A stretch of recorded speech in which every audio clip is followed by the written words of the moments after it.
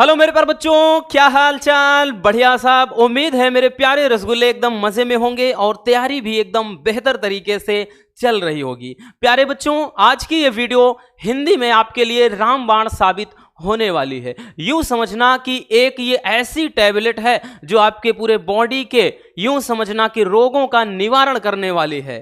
प्यारे बच्चों, अगर हिंदी में आपको डर लग रहा है, हिंदी में तैयारी नहीं भी हुई है, किसी कारणवश मान लेते हैं कि आपकी तैयारी नहीं हो पाई, डोंट वरी, एकदम जीरो लेवल की आपकी तैयारी है। फिर भी आज के इस वीडियो के देखने के बाद आपके अंदर एक जोश और जुनून आ जाएगा, लगेगा कि हाँ यार मैं तो कर सकता हूं। क्योंकि आज ये हिंदी का महासंग्राम नहीं बल्कि एक महाभारत होने वाला है। आज के इस वीडियो में हिंदी का कंप्लीट सिलेबस हम कवर करने वाले हैं और आपको एक आइडिया लग जाएगा कि भैया किस तरह से हमारा पेपर रहने वाला है। पूरा का पूरा आपके माइंड से डर निकाल फेंकने वाले हैं। ठीक है, कितने भी कमजोर हो कोई दिक्कत नहीं, दावे के साथ करें आज के इस वीडियो से आपके हिंदी में मिनिमम बात कर रहे हैं भैया, ये 55 से 60 नंबर के क्वेश्चन तो फंसने वाले हैं। कहां से आएंगे भाई, नहीं छोड़ेंगे, सबका निपटारा होगा। याद रखना, कोई ऐसा हवाई नहीं कि भाई पढ़ लो 100 में 100% यही आएगा, नहीं बच्चों। लेकिन इस वीडियो से जरूर आपको हम बता रहे हैं कि बहुत सारे क्वेश्चन आपके पेपर में टपकने वाले हैं, इतना याद रखना। ठीक है, आपको बता दें भैया कि हम आज यहां पे खंड का पूरा सॉल्यूशन के साथ, पूरे हल के साथ हम बताने वाले हैं। ठीक है, इसलिए वीडियो को कंप्लीट देख लेना। इसीलिए बोल रहे हैं कि भैया अब कोई भी कितना कमजोर स्टूडेंट हो उनके लिए यह वरदान है, किसी को फेल नहीं होने देंगे। याद रखना, किसी को फेल नहीं होने देंगे भाई, ये हम आपसे वादा करते हैं। बस आपको भी मेहनत करना होगा कि ना अब वफा होगी ना तो वफा की बात होगी, अब तो बस भाई मोहब्बत पेपर के बाद होगी, है ना। जो अभी भी प्यार मोहब्बत के चक्कर में अपनी जिंदगी बर्बाद कर रहे हैं, सुधर जाओ भाई, मौका अब भी है सुधरने का। समय हर एक कायर को शूरवीर बनने का अवसर जरूर प्रदान करता है। तो ये आपको समय, इस समय जो मिला है उसको भुनाइए, उस मौके को भुनाइए बच्चों। चलिए शुरू करते हैं बिना किसी देरी के। 2025 का आपका हिंदी का भाई ये पैटर्न रहने वाला है, पूरा एकदम सॉल्यूशन के साथ पूरा का पूरा समझेंगे बच्चों। ठीक है, इसीलिए बोल रहे हैं भैया दिल लगी के साथ करना है। 2025 ये एकदम न्यू पैटर्न पर आधारित आपका है। हिंदी का पेपर आपका खंड का और खंड का में खा में डिवाइड होगा, ये आपको भी पता है। खंड का की बात कर ले बबुआ, तो आपका जो खंड का होगा भैया वो भी 50 नंबर का, 80 मत समझ लेना, 50 है। ठीक, वो भी 50, और जो खंड खा होगा भैया वो भी 50। ठीक, और इसीलिए बोल रहे हैं कि हिंदी एक स्कोरिंग सब्जेक्ट है। हमेशा बोलते हैं कि हिंदी अगर बढ़िया तो सब कुछ बढ़िया। पहला ही पेपर हिंदी है, अगर ये बर्बाद तो सब बर्बाद। इसलिए बोल रहे हैं कि भाई ध्यान से समझिएगा। ठीक है, क्योंकि आपको बेहतर करना है। ठीक, और बेहतर करना है तो भैया रणनीति की जरूरत है, एक मजेदार। चलिए शुरू करते हैं बच्चों। ठीक है, खंड का में भैया आपका खंड का के अंदर पहला और दूसरा प्रश्न जो होगा बहुविकल्पी होगा। गद्य साहित्य के इतिहास से 5 नंबर का होगा और काव्य साहित्य के इतिहास से 5 नंबर का, तो 10 नंबर तो आपके बहुविकल्पी आने वाले हैं। ठीक है, जैसे क्वेश्चन इस तरह का होगा कि प्रताप नारायण मिश्र, और इतना भाई हम दावा कर रहे हैं, दावे के साथ बोल रहे हैं बच्चों, इसमें बहुत सारे क्वेश्चन 100% गारंटी लेते हैं कि यहां से आज जो हम बताएंगे हिंदी में मिनिमम मान के चलिएगा कि आपके 50 नंबर तक के क्वेश्चन फंसेंगे। ज्यादा फेंकना हमारा भाई काम नहीं है, लेकिन इतना जरूर कहेंगे कि 100 में 50 से 60 नंबर के करीब तो फंस ही जाएंगे, याद रखना। ठीक है, इसलिए बोल रहे हैं कि ये वीडियो आपके लिए बहुत ज्यादा महत्वपूर्ण है। ठीक, चलिए भैया देखिए, पहला प्रश्न है कि प्रताप नारायण मिश्र द्वारा संपादित पत्रिका कौन सी है। प्रताप नारायण मिश्र जी के द्वारा कह रहा है कि संपादित पत्रिका कौन सी है। आपके विकल्प हैं हिंदी प्रदीप, ब्राह्मण, सरस्वती या फिर मर्यादा। अब आप लोग भली भांति इससे परिचित होंगे क्योंकि हमने बहुत सारे बहुविकल्पी प्रश्न इस टाइप के करवाए हैं और ये भी करवाया है, कोई नई बात नहीं है। तो प्रताप नारायण मिश्र के द्वारा संपादित पत्रिका का नाम पूछ रहा है, हिंदी प्रदीप, ब्राह्मण, सरस्वती, मर्यादा, तो कौन सी है बबुआ। तो मतलब प्रताप नारायण मिश्र के द्वारा संपादित जो पत्रिका है वो ब्राह्मण है। कौन सी है बबुआ, ब्राह्मण है। आई बात समझ में, कोई डाउट नहीं ना। चलिए आगे चलते हैं भैया, आगे चलते हैं बच्चों, नेक्स्ट क्वेश्चन की तरफ चलते हैं।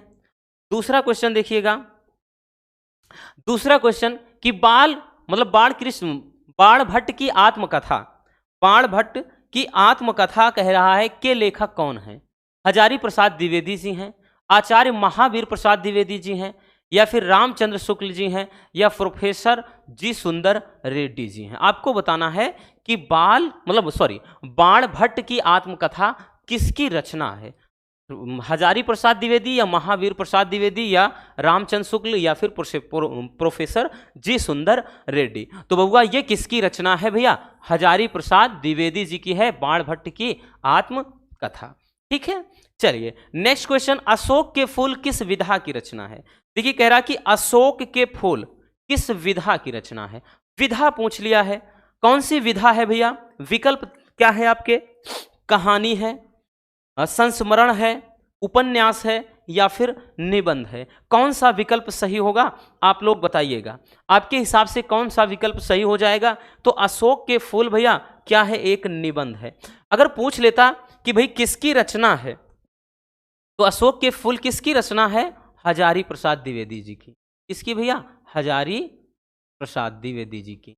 ठीक है, तो यहां पे इनकी रचना है, ये भी याद रखना। ठीक, आई बात समझ में? चलिए नेक्स्ट क्वेश्चन पर चलते हैं भैया। अगला क्वेश्चन देखिए, ठीक क्वेश्चन है, भारत दुर्दशा नाटक के रचनाकार कौन है? भारत दुर्दशा नाटक के रचनाकार कौन है, ये आपको बताना है। आपके विकल्प है भारतेंद्र हरिश्चंद्र, या फिर बाल कृष्ण भट्ट, या फिर श्याम सुंदर दास, या फिर प्रताप नारायण मिश्र जी हैं। तो भैया भारत दुर्दशा नाटक एक प्रसिद्ध नाटक है, किनका? तो यह है भारतेंदु हरिश्चंद्र जी का। ठीक है ना, आई बात समझ में? चलिए अगला प्रश्न है बच्चों कि इनमें से गद्य की किस विधा में काल्पनिक प्रसंगों का स्थान नहीं है, यानी कल्पनाओं का कोई स्थान नहीं, काल्पनिक प्रसंग का कोई स्थान नहीं है। किसमें नहीं होता है? कहानी में नहीं होता है, उपन्यास में नहीं होता है, या फिर कह रहा है कि नाटक में नहीं होता है, या फिर बच्चों आत्मकथा में नहीं होता है। तो कह रहा है कि किसमें काल्पनिक प्रसंग का स्थान नहीं होता है? तो ऑटोबायोग्राफी बोले तो आत्मकथा में काल्पनिक प्रसंगों का स्थान नहीं होता है, याद रखना। बाकी भैया कल्पनाओं की बात कर ले तो कहानी में भी, उपन्यास में भी, नाटक में भी सब कल्पनाएं चलती हैं, बट आत्मकथा में कभी नहीं होता। उसमें कल्पना थोड़ी ना होती, हर आत्मकथा में हर एक चीज रियलिस्टिक होता है, रियल की चीजें होती हैं। ठीक, चलिए भैया आई बात समझ में? चलिए बच्चों आगे चलते हैं नेक्स्ट क्वेश्चन की तरफ भैया। अगला क्वेश्चन, अब देखिए ये आपके 5 क्वेश्चन गद्य साहित्य के इतिहास से हो गए। अब 5 प्रश्न आपके आएंगे काव्य साहित्य के इतिहास से। ठीक है, तो भैया दूसरे का कि निम्नलिखित में से अयोध्या सिंह उपाध्याय हरिऔध द्वारा लिखित महाकाव्य कौन सा है? विकल्प है रुक्मणी परिचय, रस कलश, वैदेही वनवास, या फिर अधखिला फूल। तो अयोध्या सिंह उपाध्याय हरिऔध के द्वारा रचित महाकाव्य कौन है? वैदेही वनवास है। कौन सा है भैया? वैदेही वनवास है ना? आई बात समझ में?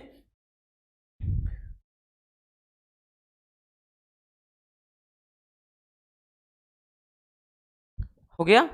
चलिए आगे आते हैं बच्चों। नेक्स्ट कह रहा है कि निम्नलिखित में से जयशंकर की रचना है, अर्थात जयशंकर प्रसाद जी की, जयशंकर प्रसाद जी की रचना कौन सी है? आंसू, दीपशिखा, गोदान, क्या भूलूं क्या याद करूं। देखिए बात कर ले भैया, दीपशिखा तो महादेवी वर्मा की है, गोदान तो ये क्या है? गोदान गबन सेवा सदन रंगभूमि कर्मभूमि निर्मला करबला, ये सब निर्मला करबला किसकी रचना है? तो ये है मुंशी प्रेमचंद जी की। क्या भूलूं क्या याद करूं हरिवंश राय बच्चन जी की। आंसू, लहर, झरना, कामायनी, ये सब किसकी रचना है? जयशंकर प्रसाद जी की है। तो विकल्प कौन सा हो जाएगा? पहला हो जाएगा आंसू। ये क्या है? जयशंकर प्रसाद जी की रचना है। ठीक है, चलिए भैया आगे चलते हैं। अगला प्रश्न देखते हैं बबुआ। अगला प्रश्न देखिएगा तीसरा कि प्रकृति का सुकुमार कवि कहा गया है। देखिए बहुविकल्पी जो 25 लाए थे उसमें बताया था बबुआ, याद हो तो भैया बताया था कि प्रकृति का सुकुमार कवि किसे कहा गया है? रामधारी सिंह दिनकर को, जयशंकर प्रसाद जी को, सूर्यकांत त्रिपाठी निराला जी को, या फिर सुमित्रा नंदन पंत जी को। तो प्रकृति का सुकुमार कवि कौन है भैया? पंत जी हैं। ठीक, प्रकृति का सुकुमार कवि पंत जी को कहा गया है। ठीक है, चलिए अगला क्वेश्चन भैया घा है कि रीतिकाल का अन्य नाम क्या है? रीतिकाल का अन्य नाम क्या है? श्रृंगार काल, स्वर्ण काल, उद्भव काल या फिर संक्रांति काल? तो बच्चों रीतिकाल का जो दूसरा नाम है वो है श्रृंगार काल। कौन सा काल? श्रृंगार काल। आई बात समझ में? यहां तक कोई दिक्कत नहीं हुई ना? तो इसी टाइप के क्वेश्चन बनेंगे। और वैसे भी इतना ज्यादा हम बहुविकल्पी बार बार आपके बीच में ला रहे हैं, कहां से पूछेगा? कहीं बाहर से नहीं आएगा भाई, ये दावा है आपसे। ठीक है ना? चलिए अगला क्वेश्चन बबुआ, अगला क्वेश्चन क्या कह रहा है कि तार सप्तक के संपादक कौन है? तार सप्तक के संपादक हैं कौन है? गजानंद माधव मुक्तिबोध, सच्चिदानंद हीरानंद वात्स्यायनज्ञ, गिरिजा कुमार माथुर या फिर धर्मवीर भारती। ठीक है, तो कौन सा हो जाएगा भैया? सच्चिदानंद हीरानंद वात्स्यायन अज्ञे। ठीक, तार सप्तक के संपादन। और कितने सप्तक का भैया? तो 3 सप्तक, 3 तार सप्तक का, 3 तार सप्तक का संपादन किया था। ठीक है, जिनमें अगर हम फर्स्ट वाला बोल दें तो 1943 ईस्वी में, सेकेंड वाले का भैया तो 1951 ईस्वी, और थर्ड वाले का भैया 1959 ईस्वी। याद रखना बच्चों, ये डेट भी याद रख, मतलब ये सन भी याद रखना कि प्रथम का, द्वितीय का, तृतीय का कब प्रकाशन वर्ष हुआ था। ठीक है, ये प्रकाशन वर्ष है, ये भी याद रखना। ठीक, प्रकाशन वर्ष है। ठीक है, तो प्रकाशन वर्ष याद रखना। आई बात समझ में? चलिए भैया, तो ये इस तरह से आपके 10 बहुविकल्पीय प्रश्न आएंगे 10 नंबर के। ठीक, इनमें भैया बस एक ही फंडा है, आप जितना प्रैक्टिस किए रहोगे बच्चों उतना ही ज़्यादा आसान है ना? कि सब कुछ प्रैक्टिस पर ही निर्भर करेगा। याद रखना भैया, ऐसा नहीं है कि इसमें कोई नियम लगाना है। चलिए अब आ जाते हैं बच्चों तीसरे प्रश्न पर। और जो तीसरा प्रश्न होगा ना भैया, तीसरा प्रश्न बच्चों कितने नंबर का? तो तीसरा प्रश्न में भैया 5 प्रश्न होंगे, प्रत्येक 2 नंबर का। इस तरह से ये 10 नंबर कैरी करेगा। ठीक है, तो जो तीसरा प्रश्न होगा पूरे 10 नंबर का होगा कि दिए गए गद्यांश पर आधारित निम्नलिखित प्रश्नों के उत्तर दीजिए। आपके 2 गद्यांश दिए रहेंगे अथवा अथवा करके, आपको कोई एक करना होगा और उसके भैया आपको 10 नंबर मिल जाने हैं एकदम फ्री फंड के। तो पहले ये एक आपका गद्यांश दिया है, इसको पढ़ना है, इससे नीचे लिखे गए प्रश्नों का उत्तर इसी में से छांट के या तलाश के या ढूंढ के लिखना होगा, है ना? चलिए पढ़ लेते हैं बबुआ कि कहते हैं दुनिया बड़ी भुलक्कड़ है, केवल उतना ही याद रखती है जितने से उसका स्वार्थ सधता है, बाकी को फेंक कर आगे बढ़ जाती है। शायद अशोक से उसका स्वार्थ नहीं सधा, क्यों उसे वह याद रखती, सारा संसार स्वार्थ का अखाड़ा ही तो है। ये एक पद्यांश मतलब एक गद्यांश दिया गया है, पद्यांश नहीं गद्यांश दिया गया है।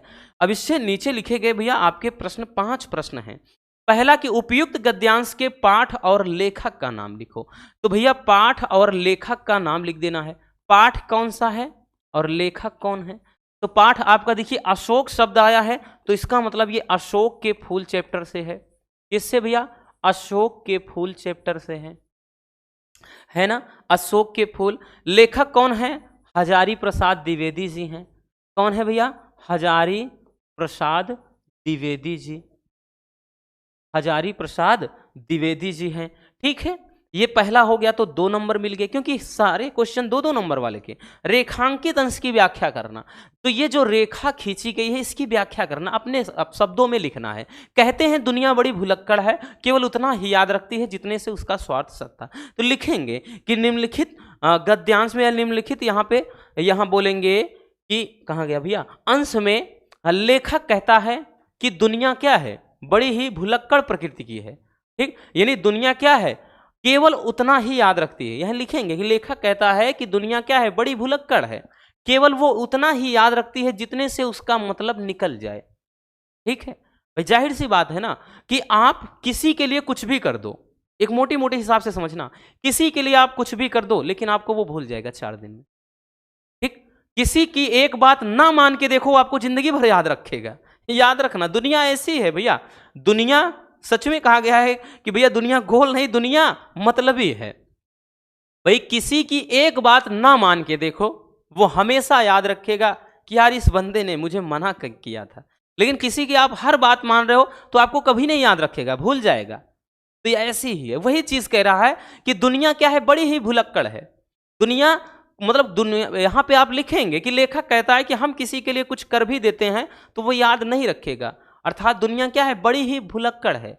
वो उतना ही याद रखेगी जितने से उसका मतलब चलता है, बाकी चीजों को वो पीछे छोड़ करके दुनिया आगे निकल लेती है। तो भैया ये हो गया आपका रेखांकित अंश की व्याख्या। ठीक है, तीसरा है कि अशोक को विस्मृत करने का आधार किसे माना गया है। तो भैया अशोक को कह रहा है कि याद करने का, विस्मृत करने का आधार किसे माना गया है। तो देखिए कहाँ गया है भैया, उतना ही याद रखती है जितने से उसका स्वार्थ सधता है। तो विस्मृत करने का आधार क्या है, स्वार्थ है। स्वार्थ है, क्या है बबुआ, हाँ स्वार्थ ही तो है। एक आधार क्या है, स्वार्थ है। आगे देखते हैं क्या कह रहा है कि लेखक ने दुनिया का किस तरह का व्यवहार बताया है। तो भैया ये बोल दिया है ना बबुआ कि भैया दुनिया का व्यवहार कैसा बताया, केवल उतना याद रखती है जितने से उसका स्वार्थ सधता है। तो यहां पे व्यवहार कैसा है, तो व्यवहार ऐसा है कि दुनिया, यहां पे लिखेंगे केवल, लिख देंगे आगे कि दुनिया केवल उतना याद रखती है, याद रखती है जितने से उसका मतलब निकलता है। बोले तो वही स्वार्थ है। ठीक, उतना याद रखनी जितने से उसका बस मतलब निकल जाए। आगे कह रहा है कि स्वार्थ का अखाड़ा किसे कहा गया है। तो सारा संसार भैया, यानी पूरा क्या है, पूरा संसार, यानी सारा संसार ही तो स्वार्थ का अखाड़ा है। ठीक, तो सारा संसार क्या है बबुआ, स्वार्थ का अखाड़ा है।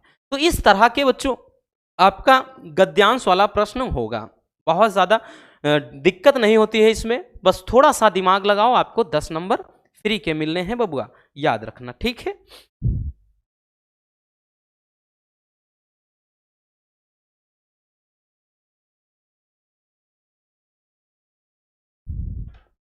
हो गया ना। चलिए आगे चलते हैं भैया।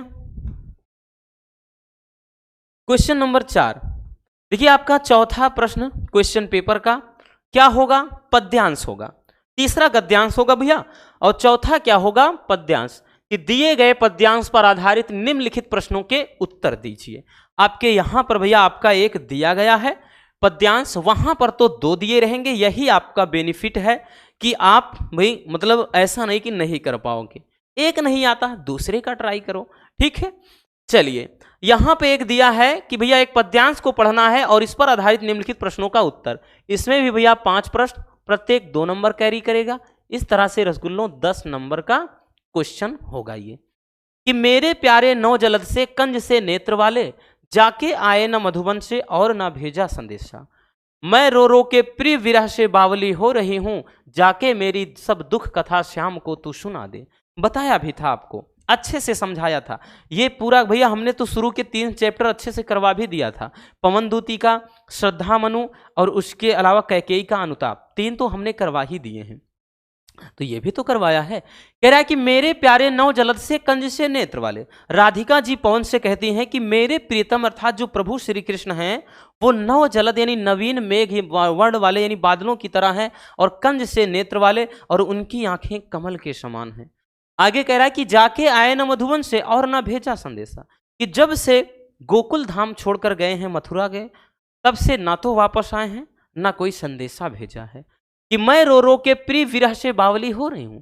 हे पवन, जाके उनको कह देना कि मैं प्रभु श्री कृष्ण के प्रेम विरह में रो रो करके पागल हो जा रही हूं, और जाके मेरी सब दुख कथा श्याम को तू सुना दे। कि हे पवन तू जा यहाँ से और मेरी सारी दुख भरी कहानी जो है प्रभु श्री कृष्ण को सुना देना। एक प्यारा सा भैया आपका किससे है, पवन दूतिका से है, जिसमें राधिका जी पवन को दूत बनाकर भेजती हैं। आते हैं प्रश्नों पे कि पद्यांश के कवि और कविता का नाम, क्या दिक्कत है, कोई दिक्कत नहीं भैया। कवि और कविता का नाम लिखना है तो कवि लिख देंगे और कविता का नाम, क्या प्रॉब्लम है, कुछ नहीं भैया। कवि कौन है, तो ये पहला है जो पवन दूतिका, अयोध्या सिंह उपाध्याय, हरिऔध द्वारा रचित है भैया। किसके द्वारा? हरिऔध। तो भैया आप लोग पूरा नाम वहां पे लिखिएगा, ठीक, हरिऔध। इतना भी लिख देंगे कोई दिक्कत ना, कि अयोध्या सिंह उपाध्याय हरिऔध इनका पूरा नाम है। तो ये चीज। दूसरा भैया कविता का नाम क्या है? तो कविता का नाम क्या है? पवन दूतिका। क्या है बच्चों? पवन दूतिका है, ठीक है, पवन दूतिका है। तो भैया हो गया पवन दूतिका। आगे आते हैं बच्चों दूसरे, तो ये तो आपके 2 नंबर मिल गए। दूसरे प्रश्न पे आते हैं, राधा किसके द्वारा कृष्ण को संदेश भिजवाती है? तो भैया किसके द्वारा? तो पवन के द्वारा। पवन के द्वारा, यानी पवन को ही, वायु को ही तो दूत बनाकर भेजती हैं, पवन के द्वारा संदेश भिजवा रही हैं। अगला कि कृष्ण का सौंदर्य कैसा है? कृष्ण का सौंदर्य कैसा है? तो भैया कैसा है कि नवीन मेघ व कमल नेत्र जैसे, कमल नेत्र वाले हैं, ठीक। उनका सौंदर्य क्या है? वो नवीन मेघ यानी बादलों की तरह और कमल जैसे नेत्रों वाले लग रहे हैं। आगे कह रहा है कि रेखांकित अंश की व्याख्या, कि मेरे प्यारे नौ जलद से कंज से नेत्र वाले जाके आए न मधुबन से और ना भेजा संदेश। तो यहां पर वही चीज तो है भैया कि यहां पर लिखेंगे कि क्या है, राधिका पौन से कहती है कि मेरे प्रियतम अर्थात प्रभु श्री कृष्ण का जो सौंदर्य है वो नवीन मेघ यानी बादलों की तरह है और क्या है, कमल जैसी आंखों वाले हैं। जब से वो मथुरा धाम गए हैं तब से ना तो वापस लौट कर आए हैं और ना अभी तक कोई संदेशा भेजा है, ठीक है। चिट्ठी ना कोई संदेश, जाने वो कौन सा देश जहां प्रभु जी चले गए। तो ये हो जाएगा व्याख्या में। अगला भैया कि बावली और कंज का अर्थ, तो कोई दिक्कत ना, बावली और कंज का अर्थ लिखना है। तो बावली का मतलब क्या होता है भैया? तो बावली का मतलब होता है पागल, यानी पागलों की तरह। बावली का मतलब पागल। और कंज है, कंज से नेत्र वाले, कंज का मतलब यहां पे कमल से है, कंज का अर्थ कमल से है, ठीक है। तो इस तरीके से आपका पद्यांश दिया रहेगा, 2 दिए रहेंगे अथवा करके रहेगा, तो भैया आपको एक करना होगा, ठीक है। तो इस तरह से आपको निपटा देना है बड़े ही सिंपल तरीके से। हिंदी में बच्चों ज़्यादा से ज़्यादा लिखना होता है, पहला ही पेपर हिंदी होगा, इसलिए ज़्यादा से ज़्यादा आप लोग प्रैक्टिस लिख कर भी किया करें, ठीक है। इससे क्या होगा कि चीज़ें आपके माइंड में स्टोर हो जाएंगी, साथ ही साथ आपकी एक हैबिट बन जाएगी अच्छी, एक प्रैक्टिस हो जाएगी लिखने की, ठीक। क्योंकि वहाँ पर ऐसे अचानक से डायरेक्टली जब बैठोगे पहले दिन ना, तो आपको प्रश्न तो आता रहेगा भैया, सारे प्रश्न के उत्तर आते रहेंगे, लेकिन बाद में आके यही कहोगे यार प्रश्न तो आ रहा था लेकिन छूट गया, लिख ही नहीं पाए। तो यहाँ पे शब्द सीमा को भी समझना है, कितने शब्दों में लिखना है, क्या लिखना है, ये इंस्ट्रक्शन जहाँ जरूरत होगी वो दिया भी रहेगा, ठीक है। चलिए आगे चलते हैं भैया, आगे आते हैं बबुआ। अगला देखिए क्या है कि प्रश्न संख्या जो 5 होगा, 5वें में का और खा करके देगा। 5वें का में रहेगा आपके गद्य साहित्य से किसी एक लेखक का साहित्यिक परिचय व कृतियां, और खा में रहेगा काव्य साहित्य के किसी लेखक मतलब किसी कवि का साहित्यिक परिचय व कृतियां। तो भैया यहाँ पे 5 के का में क्या दे दिया है कि निम्नलिखित में से, देखिए कह रहा है कि एक लेखक का साहित्यिक परिचय लिखते हुए उनकी कृतियों का उल्लेख करना। और सबसे जरूरी बात ये कि अधिकतम शब्द सीमा 80। याद रखना बच्चों, अपने से मनमानी नहीं करना है, जितना कुछ कहा जाए केवल उतना करना है। मिनिमम कहे मतलब अधिकतम मैक्सिमम 80 शब्द हो, यानी आप इतना समझना कि 80 शब्दों तक निपटा देना है एक गिरी हालत में। बाकी जाते हैं 100 जाइए, 120 जाइए, ठीक है, लेकिन अगर 250-300 शब्द में जा रहे हैं तो भैया आपसे बड़ा कोई बेवकूफ नहीं, क्योंकि बोर्ड आयोग ये चीज बोल दे रहा है कि अधिकतम शब्द सीमा 80 शब्दों में लिखना है।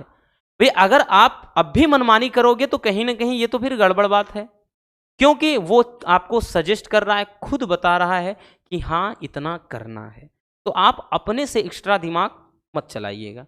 यही तो कारण है ना कि ऐसा इसलिए कहा गया क्योंकि हिंदी में ज्यादा लिखना है। अगर किसी प्रश्न के पीछे पता चले आप बहुत ज्यादा टाइम देने बैठ जा रहे हो तो तब भी तो दिक्कत है ना, इसलिए ध्यान देना। आएगा कितने नंबर का? 5 नंबर का क्वेश्चन पूछेगा।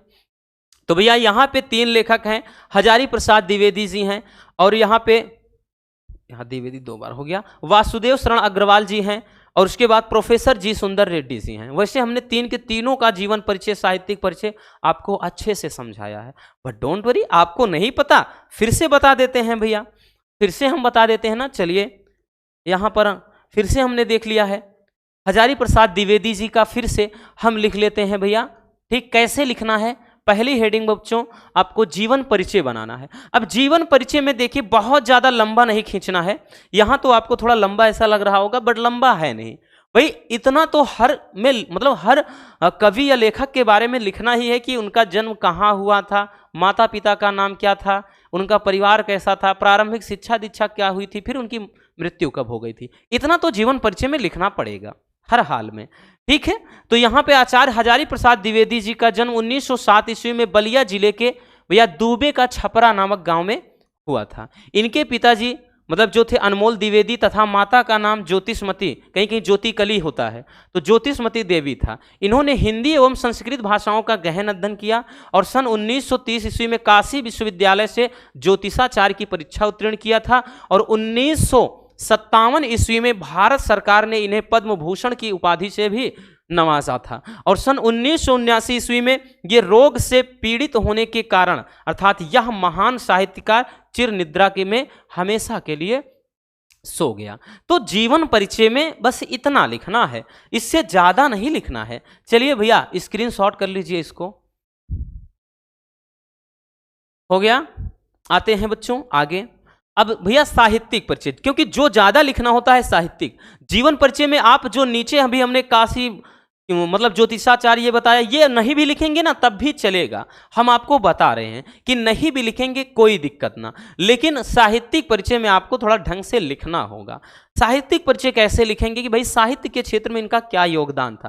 क्वेश्चन बैंक में तो बड़ा लंबा लंबा एक एक दो दो पेज का दे दिया है, तो भाई उस वैसे देखेंगे ना तो दिमाग झल्ली आ जाएगा। इसीलिए बोलते हैं भैया कि आप केवल उतना लिखो जितने से काम चल जाए। ठीक, कि आचार्य हजारी प्रसाद द्विवेदी जी साहित्य के एक प्रख्यात निबंधकार, आलोचक, संपादक, उपन्यासकार के अतिरिक्त एक कुशल वक्ता एवं एक सफल अध्यापक भी थे। यानी बहुत सारे गुण इनके अंदर विद्यमान थे। ये बंगला एवं संस्कृत के प्रख्यात विद्वान भी थे।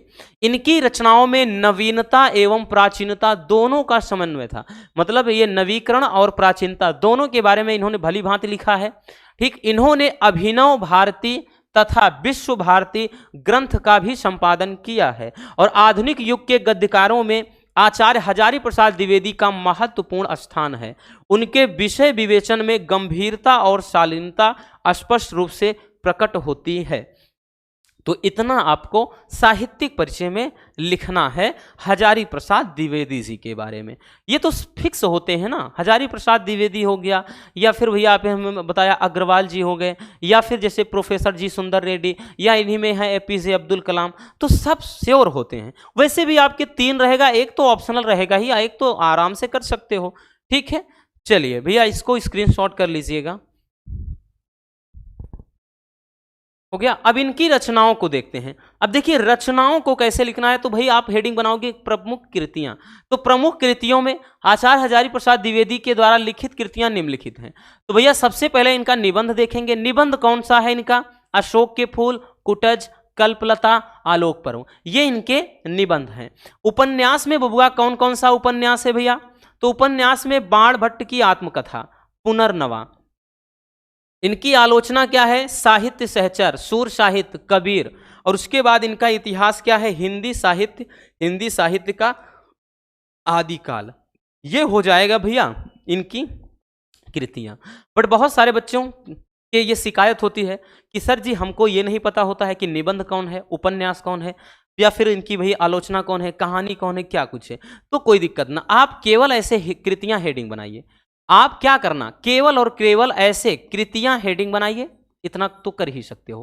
कृतियां हेडिंग बनाइए और नंबरिंग करके, याद रखना हम क्या बोल रहे हैं भैया, नंबरिंग करके मिनिमम उनकी भाई जिनके बारे में लिख रहे हैं उनकी 4 रचनाएं याद होनी चाहिए।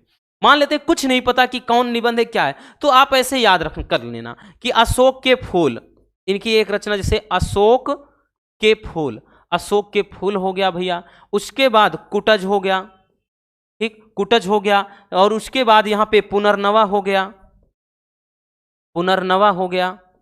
ठीक, और उसके अलावा साहित्य सहचर हो गया।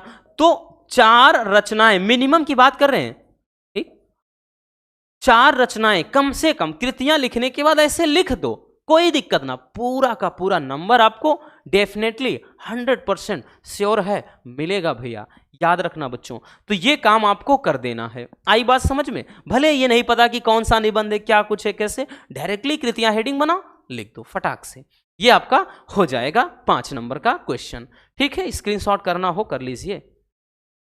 चलिए भैया, अब आते हैं हम खा पे। भाई 5 के खा, 5 के का में तो हो गया आपका गद्य साहित्य वाला, और 5 के अब खा में आ जाते हैं ना, कि निम्नलिखित में से किसी एक कवि का साहित्यिक परिचय लिखते हुए उनकी कृतियां लिखना है। इसमें भी अधिकतम जो शब्द सीमा है, यानी शब्दों की भाई गहराई को याद रखना, यहाँ पे शब्दों की जो लिमिट है वो 80 शब्द ही रखना है। अब यहाँ पे 3 कवि के बारे में है, मैथिली शरण गुप्त जी, जयशंकर प्रसाद जी, महादेवी वर्मा। ठीक है, इनके बारे में तो किसी एक के बारे में लिखना है आपको। चलिए देख लेते हैं भैया इनका भी। तो मैथिली शरण गुप्त जी के बारे में हम देख लेते हैं। तो भैया हम जीवन परिचय हेडिंग बनाएंगे। जीवन परिचय में बोला ना, बस थोड़ा सा ही लिखना होता है कि मैथिली शरण गुप्त जी का जो जन्म है झांसी के चिरगांव में 1886 ईस्वी में हुआ था। इनके पिता सेठ जो है राम शरण गुप्त जी हिंदी साहित्य के एक अच्छे कवि थे। इन्होंने अपने पिता से ही कविता की प्रेरणा प्राप्त हुई, और गुप्त जी की जो शिक्षा दीक्षा है वो घर पर ही संपन्न हुई थी। इसी कारण से इनके अंदर काव्य के प्रति अभिरुचि जागृत हुई, और सन 1964 ईस्वी में सरस्वती का यह महान उपासक परलोक सुधार नहीं सिधार गया। ठीक है, सिधार गया। तो इस तरह से मतलब जीवन परिचय में लिखना होता है। जीवन परिचय में बहुत ज़्यादा लिखना नहीं, बस हमने बताया भैया जन्म कब हुआ, माता पिता का अगर नाम याद है तो जरूर लिख दो, बाकी शिक्षा दीक्षा प्रारंभिक कहाँ हुई, कब इनकी भैया देहांत हो गई या मृत्यु हो गई, बस इतना जीवन परिचय में होता है, और ज़्यादा कुछ होता नहीं है जीवन परिचय के अंदर। ठीक है, चलिए भैया अब आ जाते हैं साहित्यिक परिचय देखते हैं, क्योंकि साहित्यिक परिचय ही तो बोला ना सबसे जरूरी साहित्यिक परिचय होता है। तो साहित्यिक परिचय में कितना लिखना है, क्या लिखना है, कैसे लिखना है। साहित्यिक परिचय में लिखेंगे कि मैथिली शरण गुप्त जी ठीक में बाल्यावस्था से ही काव्यात्मक प्रवृत्ति विद्यमान थी, यानी ये बचपन से ही कविता करने के लिखने के शौकीन बहुत ज्यादा थे। यह एक युग पुरुष के रूप में हिंदी में अवतरित हुए। इन्होंने हिंदी को अपनी प्रतिभा के स्पर्श से जो संजीवनी शक्ति प्रदान की है, उसी के फलस्वरूप ये लोगों के प्रिय कवि बन गए। गुप्त जी राष्ट्र प्रेमी कवि थे। इनकी रचनाओं में राष्ट्र प्रेम कूट कूट कर भरा है। इसी कारण से इनको हिंदी साहित्य के विद्वानों ने राष्ट्र कवि का दर्जा दिया है। अगर राष्ट्र कवि का पूछ लिया जाए भाई दर्जा किसे है दिया गया है, तो मैथिली शरण गुप्त जी को। ठीक है, इनकी पहली पुस्तक रंग में भंग थी। भाई जैसी पुस्तक थी वैसा नाम भी है। ठीक, यानी रंग में भंग, तो ये रंग में भंग पढ़ भी गया, यानी ये किताब इनकी चली नहीं ज़्यादा। तो इनकी पहली पुस्तक रंग में भंग थी, लेकिन इनकी पुस्तक भारत भारती ने इन्हें राष्ट्र कवि के रूप में प्रसिद्ध किया। यानी रंग में जो भंग थी वो रंग में भंग पढ़ भी गया, वो किताब ज़्यादा चली नहीं। तो इनकी अगली जो पुस्तक थी भारत भारती, वही क्या है इनको, यानी उसी किताब ने इन्हें एक राष्ट्र कवि के रूप में प्रसिद्ध कर दिया। ठीक, इन्हें द्विवेदी युग का सबसे अधिक लोकप्रिय कवि माना जाता है, लोकप्रिय कवि माना जाता है, और यह समाज सुधार पर अधिक बल देते थे, यानी समाज सुधारक थे। अब इनकी कृतियां में भाई 2 प्रकार की इनकी कृतियां होती हैं, एक मौलिक रचनाएं, एक अनूदित रचनाएं। हमने बताया ना कोई दिक्कत ना, आप केवल कृतियां हेडिंग बनाओ और उसके बाद ये कुछ ना बनाओ, डायरेक्टली इनकी 3 से 4 रचनाएं याद कर लो। जैसे भैया यहाँ भारत भारती, जयद्रथ वध, पंचवटी, साकेत, यशोधरा, नहुष आदि। अनूदित में मेघनाथ वध है, ब्रजभाषा है, वीरांगना है, प्लासी का युद्ध। भाई हमने बताया ना आपको नहीं याद है बच्चों, आप केवल ऐसे कृतियां हेडिंग बनाएं। ठीक है, कृतियां हेडिंग बनाए के बाद ऐसे नंबरिंग करके बबुआ पहला, दूसरा, तीसरा, चौथा, ऐसे 3-4 रचनाएं ऐसे लिख दो कि भारत भारती, जयद्रथ वध, पंचवटी, साकेत, यशोधरा, नहुष, ऐसे लिख दो, बस हो गया, कोई दिक्कत ना। ठीक है, कोई पूछने वाला नहीं है, पूरे नंबर आपको मिलेंगे, याद रखना भैया। चलिए बच्चों, हो गया, हो गया ना। चलिए अब चलते हैं आगे, अगला क्वेश्चन देखते हैं भैया। अगला क्वेश्चन ध्यान से देखिएगा, 1 मिनट भाई पानी पी ले थोड़ा।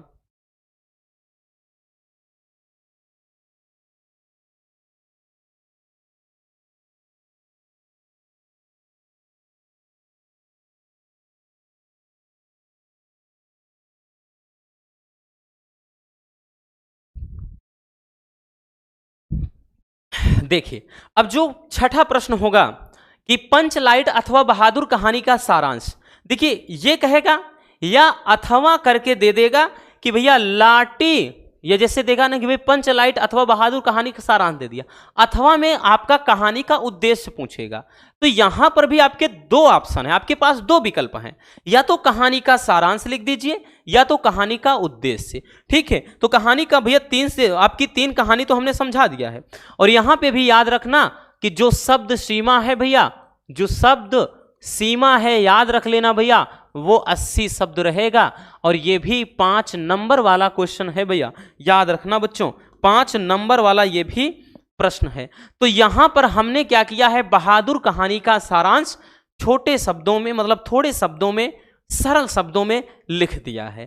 ठीक है, जिनको नहीं पता डोंट वरी, कोई दिक्कत नहीं, आज एकदम क्लियर हो जाएगा। ठीक है, देखिए भैया बहादुर कहानी का सारांश हमने लिख दिया। आप अगर समझे, देखिए कहानी सुनने में मजा आती है, ठीक, एक बार सुन गए तो वैसे भी आसान होता है। बहादुर एक ऐसी कहानी है, मतलब एक ऐसी कहानी है जो क्या करता है कि आज के टाइम पे जो बनावटी आदमी शान शौकत दिखाते हैं उनके लिए है। ठीक, बहादुर एक नेपाली लड़का है जो घर से बहुत ज्यादा तंग आ चुका होता है, भाग जाता है। उन्हें क्या होते हैं भैया, एक बड़ा राजघराना, मतलब एक बड़ा घराना होता है, और बड़ा क्या कह लें, वो दूसरों के देखी देखा क्या करते हैं, अपने घर पे एक नौकर रख लेते हैं, दूसरों की कि दूसरों के घर पे नौकर है या है। ठीक, तो इसमें जो कवि हैं, मतलब जो लेखक हैं, वो खुद को अपने आप को ही कहानी का एक पात्र बता देते हैं। उनकी बीवी ये जो बहादुर लड़का है उसको नौकर पे, मतलब नौकर के लिए रख लेती है। बाद में उस, मतलब पहले तो उसको बड़ा लाड प्यार देते हैं, बाद में भाई क्या होता है कि उसे मारते पीटते रहते हैं, चोरी का इल्जाम भी लगा देते हैं। फिर अंत में क्या होता है उसके लिए कहानी जानते हैं। ठीक है, देखिए कि अमरकांत के द्वारा लिखित है भैया। तो अमरकांत द्वारा लिखित जो कहानी है बहादुर, ये एक नेपाली बच्चे के प्रति, बच्चों नहीं बच्चे के प्रति परिवारजनों द्वारा किए गए कटु यानी कठोर व्यवहार की एक कहानी है। लेखक ने स्वयं कहानी का एक पात्र बनाते हुए इस कहानी की रचना की है। बहादुर एक नेपाली लड़का है, बताया ना, जो क्या है अपने मां के कटु व्यवहार के कारण घर छोड़ करके भाग आया है। लेखक उसे अपने घर पर नौकर रख लेता है। लेखक की जो पत्नी है निर्मला, और उसका परिवार पहले तो बहादुर के प्रति अच्छा व्यवहार करता है, ठीक है, लेकिन धीरे धीरे वो कठोरता बरतने लगता है उनका परिवार। ठीक, बहादुर घर का सारा काम करता है, लेकिन फिर भी उसे गाली गलौज सुनने को मिलता है। लेखक की पत्नी और उसका बेटा किशोर, लेखक की जो पत्नी है और उसका बेटा जो किशोर है, मानो उसे बस पीटने का क्या है बहाना ढूंढते रहते हैं।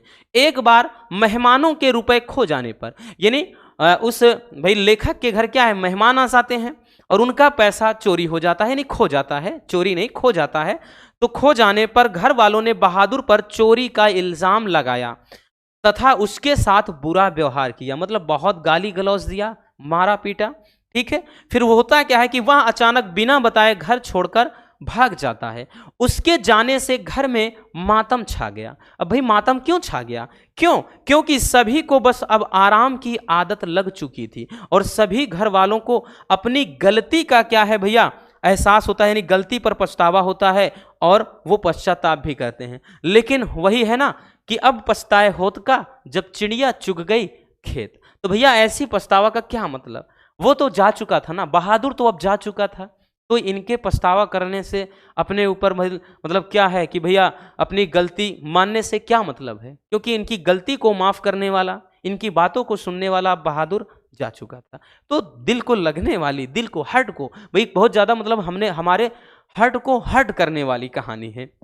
ठीक है, तो ये हो जाता है बहादुर कहानी का सारांश। भाई बहुत ज्यादा मतलब कठिन है नहीं भैया, याद कर लेना, एक बार ढंग से पढ़ लेना, अच्छे से तैयार हो जाएगी। ठीक,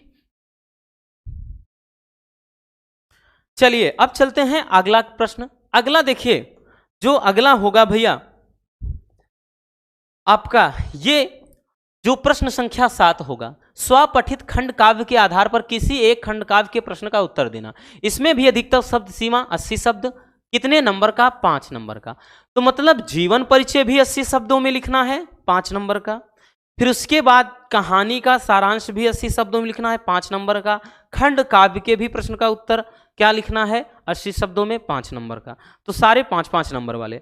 अब यहां पर इतने खंड काव्य हैं भैया, जिसके यहां जो चलता है उसके आधार पर प्रश्नों का उत्तर देना होता है।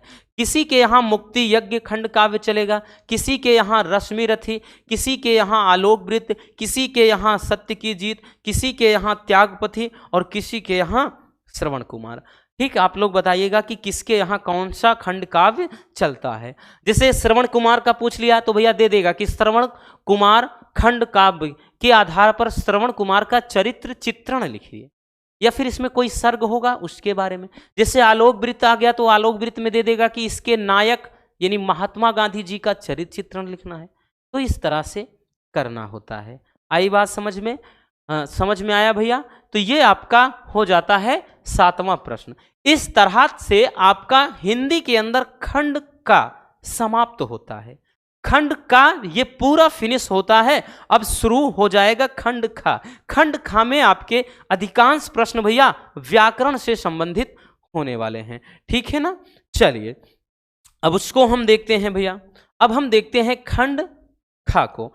अब खंड खा में याद रखना, खंड खा भी भैया आपका कितने नंबर का रहेगा? 50 नंबर का।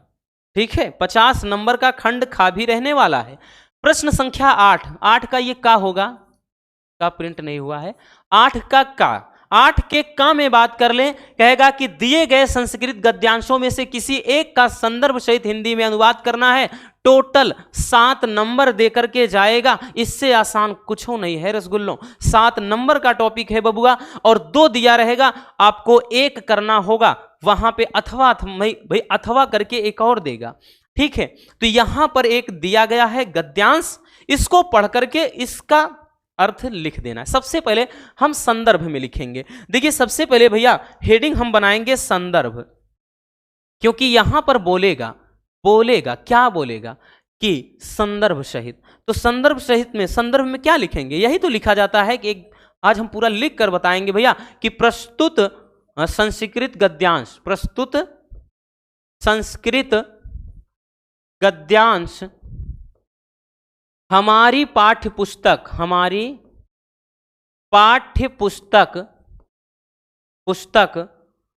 संस्कृत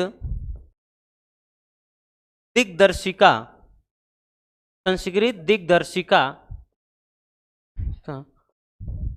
से अवतरित है या लिया गया है, ऐसे लिख देंगे बस। अब उसके बाद भैया आप हेडिंग बनाएंगे अनुवाद में भैया इसका अनुवाद करना है। और ये वाला बहुत ही इंपॉर्टेंट है, हो सके भाई किसी सेट में यही मिल जाए, और फिक्स है मिलेगा किसी ना किसी सेट में, तो ये जरूर दिखेगा, इतना याद रखना। अब भाई किसके भाग्य में ये वाला है वो तो भगवान जाने।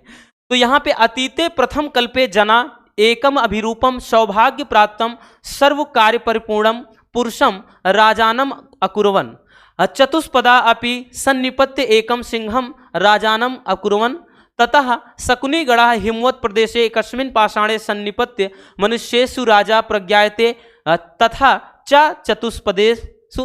चतुष्पदेषु च अस्माकं पुनरंतरे राजा नास्ति अराजको वासो नामना वर्तते। देखिए ये जातक कथा से है।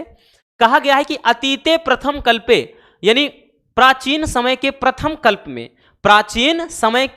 कल्प में जना मतलब लोगों ने, ठीक, एकम अभिरूपम, एक मतलब क्या है, एक मतलब क्या है, जैसे अभिरूपम मतलब एक क्या कहते हैं, आकार वाले, ठीक, एक निश्चित आकार वाले सौभाग्य प्राप्त यानी सौभाग्यशाली सर्व कार्य परिपूर्ण यानी सर्व कार्य परिपूर्ण पुरुष को राजा बनाया गया। यानी प्रथम कह रहा कि प्राचीन काल के प्रथम कल्प में एक ऐसे कह सकते हैं कि एक सौभाग्यशाली सर्व कार्य परिपूर्ण व्यक्ति को क्या है, राजा घोषित किया गया। चतुष्पदा अपि सन्निपत्य एकम सिंहम राजा नौकुर्वन। चतुष्पद का मतलब जिसके 4 पैर होते हैं, चौपाए यानी जानवर। चौपायों ने भी, अपि माने भी, चौपायों ने भी सन्निपत्य एकम यानी चौपायों ने भी इकट्ठा होकर के एक शेर को राजा घोषित कर दिया या राजा बना दिया।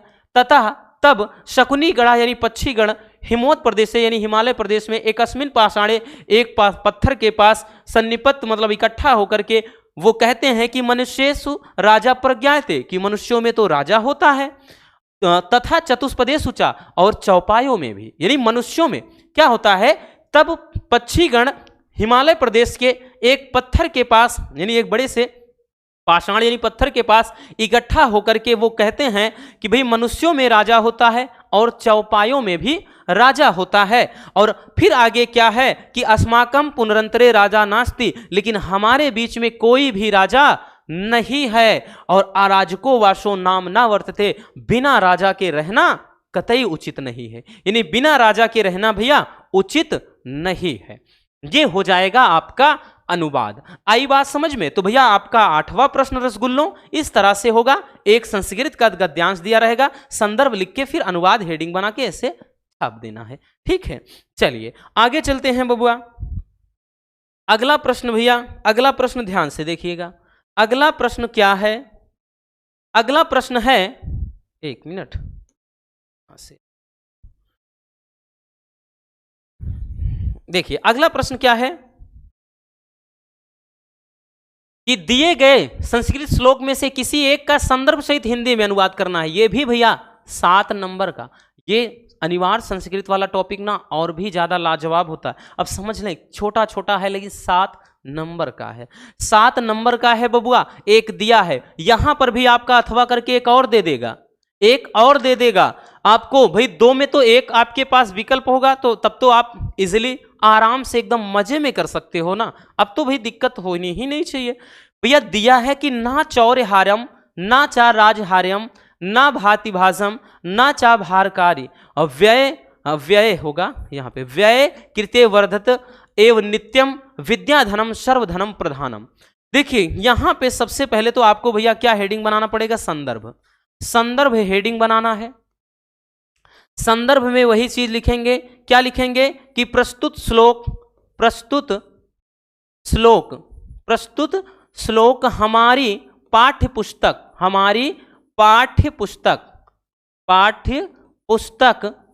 संस्कृत दिग्दर्शिका।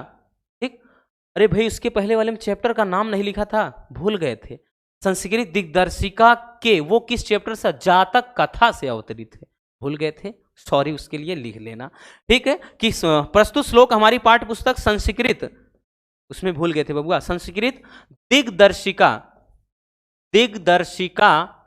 के, उसमें चैप्टर का नाम भूल गए थे, संस्कृत दिग्दर्शिका के। ये किस चैप्टर से है? तो भैया ये है संस्कृत भाषा, मतलब उसमें सुभाषित रत्नानी, सुभाषित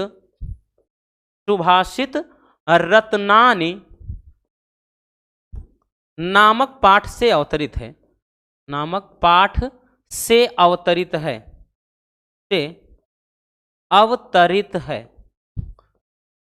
अवतरित है। अब बाकी अनुवाद में अब हेडिंग बनाएंगे अनुवाद और लिखना शुरू करेंगे कि ना चौर्यहार्यम ना चा राजहार्यम।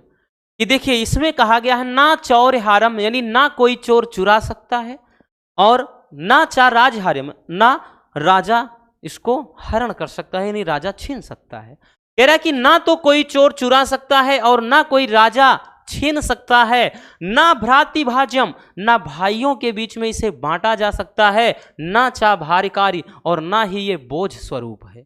फिर आगे कह रहा है कि व्यय कृते वर्धत एवं नित्य, कि खर्च करने पर यह सदैव बढ़ता रहेगा, विद्या धनम सर्वधनम प्रधानम, कि विद्या रूपी जो धन है वो सभी धनों में श्रेष्ठ है।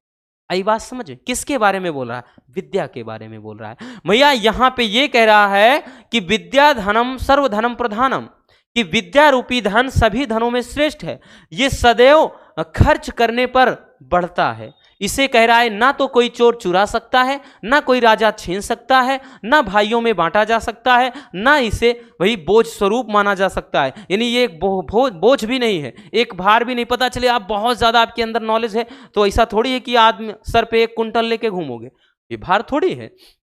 तो वही कह रहा है कि ना कोई राजा मतलब चोर चुरा सकता है, ना राजा छीन सकता है, ना भाइयों में इसका बंटवारा हो सकता है, ना तो ये भार स्वरूप है।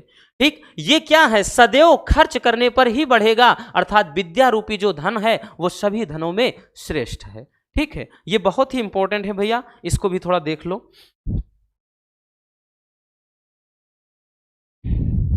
हो गया ना? चलिए आगे चलते हैं भैया।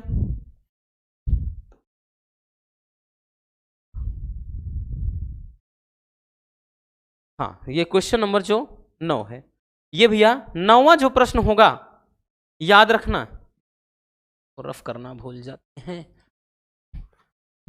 अब देखिए भैया, जो 9वां प्रश्न होगा बच्चों, ये आपका 9वां प्रश्न कहां से होगा, तो ये आपका होगा लोकोक्ति यानी मुहावरा वगैरह, कहावत वगैरह कि निम्नलिखित मुहावरों और लोकोक्तियों में से किसी एक का अर्थ लिखकर अपने वाक्य में प्रयोग करना है, और 2 नंबर का रहेगा, याद रखना 2 नंबर का। अब जितने आपके इस तरह से मिलेंगे भैया व्याकरण वाले, सारे 2-2 नंबर वाले रहेंगे। कि नाच ना आवे आंगन टेढ़ा, इसका भैया अर्थ क्या हो जाएगा, इसका अर्थ हो जाएगा दोषारोपण करना। क्या करना, दोषारोपण करना। इसका मतलब क्या है, दोषारोपण करने का मतलब क्या है, यानी किसी और पर क्या करना भैया, अपना मतलब जैसे कहना है दोष, किसी और पे दोष निकालना। ठीक, कि नाच ना आवे आंगन टेढ़ा, भैया नाचना तो नहीं आ रहा है लेकिन कह रहे हैं आंगन वही टेढ़ा है। मतलब जैसे अर्थ वाक्य प्रयोग कर लोगे कि भैया क्या है, एक पेंटर से कोई पेंटिंग नहीं बन रही थी तो उसने क्या कहा कि कलर ही खराब है, तो इसका मतलब हुआ नाच ना आवे आंगन टेढ़ा, अर्थात किसी भाई खुद में गलती है लेकिन उसके बावजूद भी किसी और पर गलती निकालना। पानी पानी होना, सैया ने ऐसे देखा मैं पानी पानी हो गई। ठीक है, तो यहां पे क्या हो जाएगा भैया, पानी पानी होने का मतलब है क्या है, लज्जित होना, लज्जित होना। ठीक, जैसे क्या है कि रीना ने क्या किया, रीना ने मतलब जैसे कह सकते हैं कि भाई क्या है कि रीना एक लड़के के साथ घूम रही थी और उसने अपने भाई को देख लिया और भाई की नज़र भी उस पर पड़ जाती है, तो भाई वो पानी पानी हो जाएगी ना। क्या जवाब देगी, क्या कहेगी कि ये कौन है, तो वही होता है पानी पानी होना, अर्थात लज्जा हो जाना। ठीक, अब जरूरी नहीं केवल यही, कोई भी आप बना सकते हो भैया। कि अपना उल्लू सीधा करना, इसका अर्थ क्या होगा भैया, अपना स्वार्थ साधना, इसको हो जाएगा अपना मतलब निकालना, अपना मतलब निकालना, अपना मतलब निकालना, यही हो जाएगा अपना उल्लू सीधा। यानी आज के समय में हर कोई अपना उल्लू सीधा करने में लगा हुआ है, यानी सबको बस अपने से मतलब है, दुनिया जाए भाड़ में। अपने पैरों पर खड़ा होना यानी स्वावलंबी होना, स्वावलंबी होना, स्वावलंबी होना का मतलब क्या है, ठीक, आत्मनिर्भर हो जाना पूरी तरह से, मतलब किसी और के सहारे पे ना रहना, अपने पैरों पर खड़ा हो जाना। कहते ना वाक्य प्रयोग में लिख सकते हैं कि आज के टाइम पे जब तक लड़के अपने पैरों पे खड़े नहीं हो जाते उनकी शादी नहीं करनी चाहिए, और ये बात एकदम सही है, और ये बात कहीं ना कहीं आप लोगों के लिए भी है, याद रखना। नहीं पता चले भाई शादी विवाह के चक्कर में इंटर के बाद पढ़ जाओ, नहीं, जब तक अपने पैरों पे खड़े ना हो जाओ कभी सोचना भी मत, वरना जिंदगी नरक बन जाएगी, है ना। फिर आपको भी वही समझ में आएगा कि बस मेहनत मजदूरी करो, कहाँ पे काम लगा है, कहाँ पे क्या करना है, फिर किसी चौराहे पे अंडा छीलोगे, चना बनाओगे, यही काम करोगे भाई। इसीलिए हम आपसे यही बोल रहे हैं कि दिल लगा के पढ़ो, माँ बाप के सपनों को साकार करो, खुद का आपका एक सपना होगा उसके लिए पढ़ो, ठीक है, तभी जाकर के मज़ा आएगा, तभी ज़िंदगी आसान लगेगी। बेरोजगार को कौन पूछता है, आप देख रहे हैं ना, दुनिया नहीं पूछ रही, तो भैया आप किस खेत की मूली हो कि आपको सब पूछेंगे। जब तक बेरोजगार हो आप बेकार हो, कोई मतलब नहीं है, कोई नहीं पूछेगा कि आप जी रहे हो या मर रहे हो, ठीक है। चलिए आगे देखते हैं, चलिए 10वां प्रश्न देखते हैं भैया, प्रश्न संख्या 10, प्रश्न संख्या 10 देखते हैं। देखिए क्या कह रहा है, ध्यान से देखिएगा। इसमें कह रहा है कि दिए गए अपठित गद्यांश पर आधारित निम्नलिखित प्रश्नों के उत्तर देना है। देखिए इसमें क्या है भैया, इसके स्थान पे आपको पहले भी बताया था, इसके जगह पर पहले विभक्ति और वचन आता था, 5 बहुविकल्पी आते थे, कहीं ना कहीं वो थोड़ा दिक्कत भी भाई देता था बहुत सारे बच्चों को, बट ये जब से आया आसान कर दिया गया है। 5 नंबर का टॉपिक होगा, आपको ये पढ़ना है और इससे आधारित ये जो दिया गया है इसमें प्रश्नों का उत्तर देना है, इसी में से तलाश के दे दिया है भैया कि हमारी सांस्कृतिक अस्मिता का ह्रास हो रहा है, हम लक्ष्य भ्रम से भी पीड़ित हैं, विकास के विराट उद्देश्य पीछे हट रहे हैं, हम झूठी तुष्टि के तात्कालिक लक्ष्यों का पीछा कर रहे हैं, मर्यादाएं टूट रही हैं, नैतिक मापदंड ढीले पड़ रहे हैं, व्यक्ति केंद्रिकता बढ़ रही है, स्वार्थ परमार्थ पर हावी हो रहा है, भोग की आकांक्षाएं आसमान को छू रही हैं और उपभोक्ता संस्कृति हमारी सामाजिक नींव को हिला रही है। ठीक है, तो ये आपका एक दिया है गद्यांश। भैया ऐसा नहीं कि ये किसी बुक से होगा, नहीं बच्चों, ये कहां से आएगा कोई नहीं जानता, इसके बारे में कोई नहीं जानता कि ये कहां से रहेगा, क्या रहेगा, बस आपको पढ़ना है, आपको प्रश्नों का उत्तर देना है। उपयुक्त गद्यांश का शीर्षक क्या होगा, इसका कोई अच्छा सा क्या नाम देना चाहोगे चैप्टर का, तो क्या दे सकते हो? कह रहा है कि देखिए हर जगह सांस्कृतिक सांस्कृतिक की बात कर रहा है, तो इसका मतलब क्या है, ये सांस्कृतिक मूल, सांस्कृतिक मूल्य या संस्कृति का महत्व या संस्कृति का मूल्य, कुछ भी आप लिख सकते हैं। तो ये एक हमने चैप्टर दे दिया, क्योंकि हर जगह संस्कृति के बारे में कहा जा रहा है। हमारे लक्ष्य भ्रम से पीड़ित क्यों हैं, तो भैया हमारे लक्ष्य, हम लक्ष्य भ्रम से पीड़ित हैं, क्यों हैं, जरा ये बताइएगा कि हमारी संस्कृति अस्मिता का ह्रास हो रहा है, हम लक्ष्य भ्रम से पीड़ित हैं। तो यानी यहां पर क्या है कि हमारी क्या है, सांस्कृतिक हमारी सांस्कृतिक अस्मिता का ह्रास हो रहा है, ह्रास हो रहा है, या इसीलिए तो हो रहा है, नहीं है, ये रहा है लिखा है, हो रहा है, इसीलिए क्या है कि हम लक्ष्य भ्रम से पीड़ित हैं।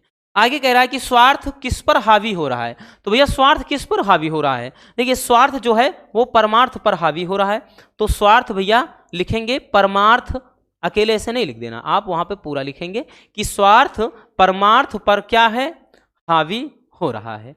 तो इस तरह से भैया मिल गए आपको 5 नंबर, है ना। तो ये तो और भी ज्यादा आसान होता है बच्चों, इसमें बहुत ज्यादा उलझना नहीं है, आसान होता है, ठीक है, याद रखना भैया, और कुछ भी नहीं है। चलिए रसगुल्लों आगे चलते हैं अगले प्रश्न की तरफ। ये तो आपका हो गया अपठित गद्यांश, ठीक है। अब आते हैं भैया नेक्स्ट टॉपिक की तरफ। अब क्वेश्चन नंबर 11, प्रश्न संख्या 11 ध्यान से समझना। 11 जो है, 11 के का में देखिएगा, 11 का है निम्नलिखित शब्द युग्मन का सही अर्थ चयन करके लिखना है, यानी शब्द युग्मों का सही अर्थ चयन करके लिखना है। ये एक पेयर दिया गया है, 2 क्वेश्चन, प्रत्येक भैया 1-1 नंबर का, 1 नंबर का ये भी, 1 नंबर का ये भी, ठीक है।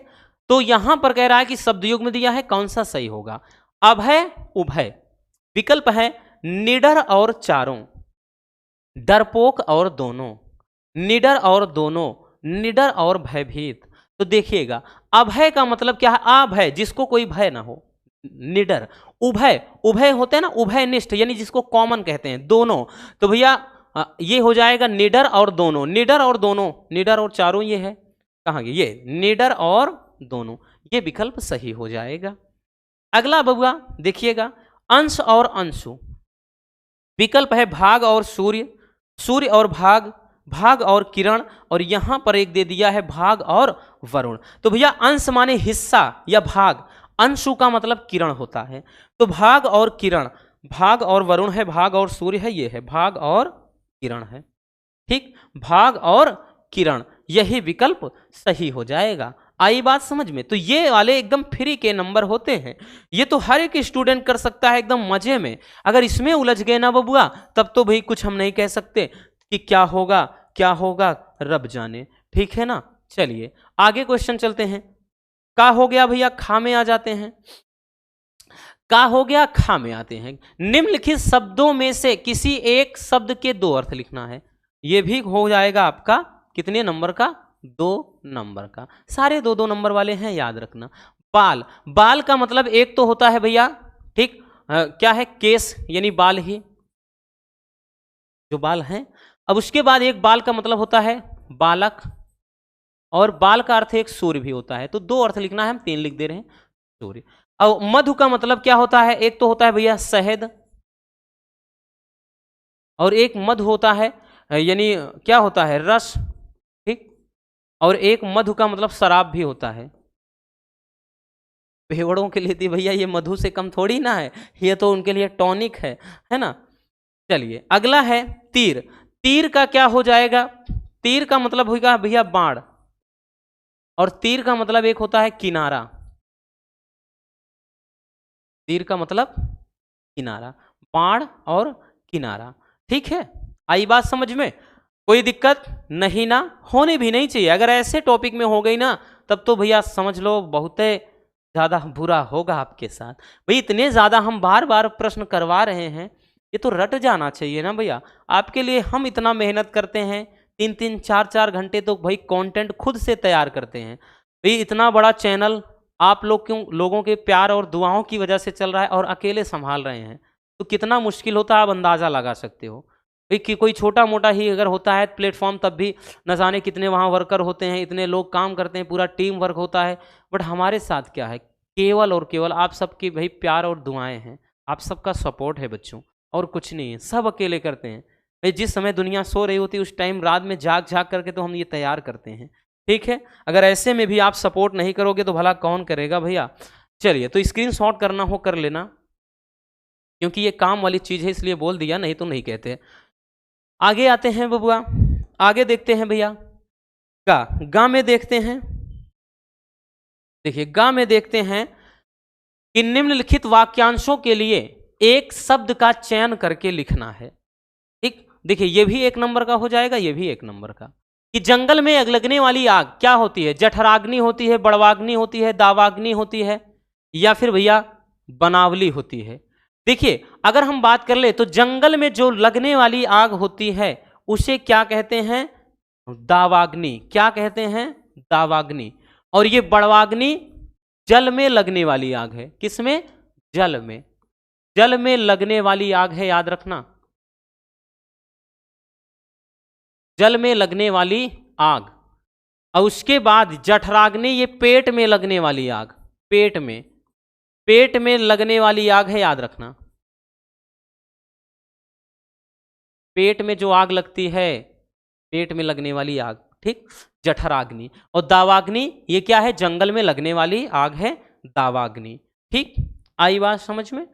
चलिए अगला है कि जो पढ़ना लिखना जानता हो।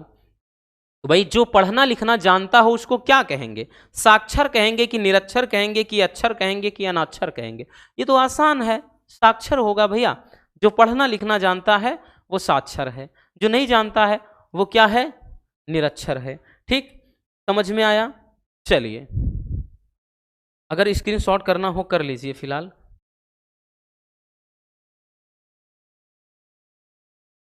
हो गया ना? चलिए आगे चलते हैं। देखिए इसलिए भी बोल दिया क्योंकि जैसे यहाँ पे 3 क्वेश्चन है, जंगल में लगने वाली आग दावाग्नि, पेट में लगने वाली आग जठराग्नि, और जल में लगने वाली आग बड़वाग्नि। तो भाई 3 प्रश्न आपके यहाँ से तैयार हो गए। ठीक है, जहाँ काम की चीज़ें होती हैं हम खुद बोल देते हैं, आपको कहने की ज़रूरत ही नहीं होगी। चलिए आगे चलते हैं कि निम्नलिखित में से किसी 2 वाक्यों को शुद्ध करके लिखना है। ये भी 2 नंबर का हो जाएगा। 2 को शुद्ध करके लिखना है। पहला है कि प्रधानमंत्री ने भाषण दिए थे। ठीक, तो भैया क्या हो जाएगा? इसका हो जाएगा कि प्रधानमंत्री ने भाषण दिया था। भाषण दिया था, दिए थे नहीं, वहां 10 प्रधानमंत्री थोड़ी आए थे। ठीक, मेरा प्राण संकट में है, तो भैया प्राण देखे बहुवचन में आता है, तो यहां पे क्या हो जाएगा? मेरे प्राण संकट में है, प्राण संकट में है, मेरे प्राण संकट में है, ये हो जाएगा। अगला है कि यहां शुद्ध गाय का दूध मिलता है। अरे गाय कोई अशुद्ध थोड़ी ना होती, सभी शुद्ध ही होती है, तो यहां पर शुद्ध नहीं होगा, बल्कि यहां गाय का शुद्ध दूध मिलता है। यहां गाय का शुद्ध दूध मिलता है, शुद्ध दूध मिलता है। ठीक, मिलता है, ये हो जाएगा। नेक्स्ट है कि सीता गुणवान स्त्री है। भाई हम सबको बता दे रहे हैं, आपको 2 ही करना होगा वहां, तो ये क्या हो जाएगा? ये हो जाएगा भैया कि सीता गुणवती स्त्री है। गुणवान नहीं, गुणवती स्त्री है, सीता गुणवती स्त्री है। ठीक है, आई बात समझ में? कोई दिक्कत नहीं ना, होनी भी नहीं चाहिए। ऐसे प्रश्नों में अगर दिक्कत हो गई तब तो भैया कोई उपाय नहीं है। ठीक, कि क्या होगा रब जाने कि आपका क्या होगा। चलिए भैया आगे चलते हैं। क्वेश्चन नंबर 12वां प्रश्न, 12वां काव्यगत सौंदर्य होगा। 12 के का खा गा करके 2-2 नंबर वाले रस छंद अलंकार होंगे। तो 12 के का में है भैया, कह रहा है कि वीर अथवा हास्य रस का लक्षण और उदाहरण लिखना है। वीर रस क्या होता है? जब विभाव अनुभाव तथा संचारी भाव का संयोग होता है तो उत्साह नामक अस्थाई भाव से वीर रस की उत्पत्ति हो जाती है। ठीक है, उदाहरण आपके सामने है भैया। रस में याद रखना वीर रस, श्रृंगार रस, करुण रस, हास रस, 4 रस हमने बताया है, चारों इंपॉर्टेंट हैं। जैसे ये तो भाई कॉमन होता है, हर में आता है, याद रखना। 2 करके देगा अथवा करके तो 1 तो कर ही लोगे। तो यहां पे समझ में आ गया। अब कोई भी रस हो परिभाषा सेम रहेगा, केवल अस्थाई भाव बदल देना यहाँ पे, बस परिभाषा वैसे हो जाएगी। ठीक, तो यहाँ उदाहरण है कि भैया वतन वालों वतन ना बेच देना, है नहीं गाना, एक गाना है ना, वतन वालों वतन ना बेच देना, शहीदों के कफन ना बेच देना, शहीदों ने जान दी है वतन के वास्ते, शहीदों के कफन ना बेच देना। ऐसे कोई गाना है तो गाना ही लिखा है, इसके चक्कर में मत रहना कि गाना है तो क्या नंबर मिलेगा, क्यों नहीं मिलेगा। रस कौन सा है, वीर रस। भाई ऐसे गाने जब सुनते हो ना, जैसे माँ तुझे सलाम का हो गया ना कि आने वाले फिर आकर के मौसम कोई बनाएंगे, ऐसा है नहीं गाना कि हमको जो करना है हम तो करके ही वो जाएंगे, आने वाले फिर आकर के मौसम नया बनाएंगे। ऐसे है ना कि मौत फरोशों से कह दो हम उनको अब दफनाएंगे, अपनी अपनी नापों का वो खुद ही कफन सिलाएंगे, मेरी जान तिरंगा है, मेरी शान तिरंगा है और मेरी आन तिरंगा है। तो जैसे ही भाई देशभक्ति की बात आती है, आपके रोंगटे खड़े हो जाते हैं, देशभक्ति का कीड़ा आपके अंदर से उमड़ने लगता है, बोलता है कि बस मुझे एक दे दो मैं तो धड़ाधड़ कर दूं, है ना। तो ये देशभक्ति की भावना है, तो भैया हो गया वीर रस। कोई भी गदर मूवी का हो गया, माँ तुझे सलाम का हो गया भैया, तिरंगा मूवी का कोई भी गाना है तो वो आएगा वीर रस में। अगला जैसे है कि भैया कि बुंदेले हर बोलों के मुंह हमने सुनी कहानी थी, और खूब लड़ी मर्दानी वो तो झांसी वाली रानी थी। तो हो गया भैया आपका उदाहरण। और क्या चाहिए भैया, और कुछ नहीं, बस ऐसे लिख दो, फटाक से आपको नंबर मिल गए। चलिए इसको तो स्क्रीनशॉट करना बनता है, जरूर करना भैया, इसको कर लेना बच्चों, क्योंकि इससे आसान कहीं नहीं है। हो गया ना। चलिए आगे आते हैं। अगला देखते हैं अलंकार। अलंकार में देखते हैं बबुआ, देखिए अलंकार क्या है, अनुप्रास अथवा यमक अलंकार का लक्षण और उदाहरण लिखना है। यमक अलंकार क्या होता है, जहां पर शब्दों की आवृत्ति बार बार हो, कोई शब्द मतलब बार बार आए लेकिन उनके अर्थ क्या हो, अलग अलग हो, वहां पर यमक अलंकार होता है। जैसे आपके उदाहरण है, ध्यान देना, शब्दों की आवृत्ति बार बार होगी बट अर्थ अलग होंगे। लेकिन जहां पे कई बार किसी मतलब व्यंजन की आवृत्ति होती है वो तो अनुप्रास होता है ना, जैसे तरन तनुजा तट तमाल तरुअर बहुछाए। लेकिन यहां पर क्या है कि कोई शब्द एक से अधिक यानी 2 बार आएगा लेकिन अर्थ दोनों के अलग होंगे। जैसे ऊधो जोग जोग हम नाही, देखिए यहां पर ऊधो जोग जोग हम नाही, इसमें अगर बात कर लें जोग और जोग आए हैं लेकिन दोनों के अर्थ अलग हैं। एक जोग का मतलब योग, योग अर्थात साधना की बात कर रहा है, योग यानी साधना की बात कर रहा है, तपस्या की बात कर रहा है। और दूसरे वाले योग मतलब के योग, के योग्य, के योग्य है ये चीज, ठीक है। तो समझ में आ गया, एक योग का मतलब होता है योग तपस्या साधना, और दूसरा के योग्य यानी के काबिल। नेक्स्ट है कि भैया कि काली घटा का घमंड घटा। देखिए काली घटा, इसमें अगर आप ध्यान दें बच्चों तो एक है घटा और दूसरा भी है घटा, ठीक। यहां पे है ना कि काली घटा मतलब काला बादल, और यहां पे घमंड घटा मतलब घमंड घटने से है।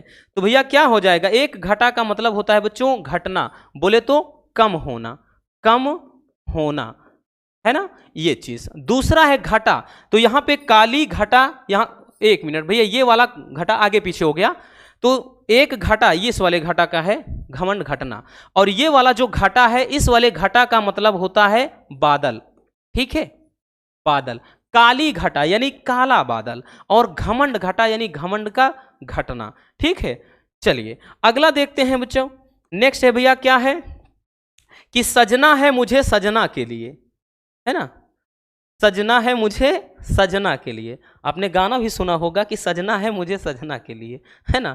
तो यहाँ पे सजना है मुझे सजना के लिए, तो यहाँ पे 2 बार आया है, ध्यान से देखना।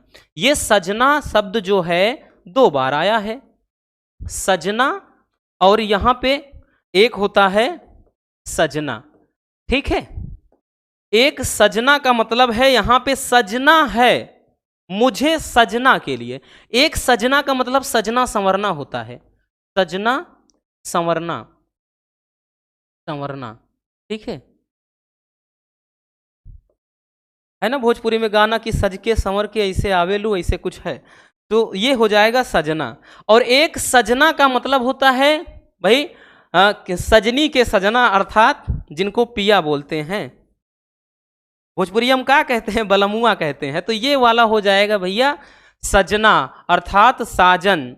साजन जी घर आए दुल्हन क्यों शर्माए, है, ये हो जाएगा वो वाला सजना, ठीक है। तो ये आपका हो जाएगा यमक अलंकार। याद रखना, जहां पर किसी आवृत्ति मतलब कोई भी शब्द हो उसकी पुनरावृत्ति बार बार हो बट उनके अर्थ अलग हो जाएं, देन ऐसे केसेस में क्या हो जाएगा भैया, वो हो जाता है यमक अलंकार। स्क्रीनशॉट कर लीजिए जल्दी से।